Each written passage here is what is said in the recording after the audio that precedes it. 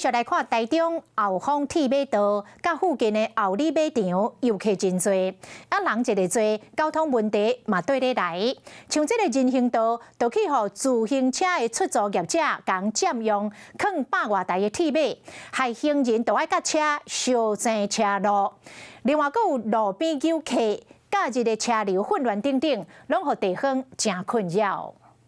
出名的景点后里马场两边的人行道，互当地自转车的出租业者长期顶自转车，民众若是要行，就敢若会当行大马路，是真危险。可能他车子应该存放在适当的地方，而不是放在人行道。开车的人也要特别注意行人走出来的部分，所以当然这个部分是不太好的。后里马场建立到假日拢有员工的人潮，不过交通的问题嘛缀咧来。除了人行道防占用，阁有路边游客问题。市会管理局就邀请相关的单位甲当地业者来召开会议，阁限期业者爱伫23号进前甲人行道清空。依道路交通管理处罚条例第82条，处以行为人或其雇主新台币1200元以上2400元以下罚款。单车就不再摆设在人行道跟柏油上。大家警分局表示，续落来加强处理违法的游客行为，嘛会伫假日安排警力来做交通疏导，嘛会哪看情形哪做调整。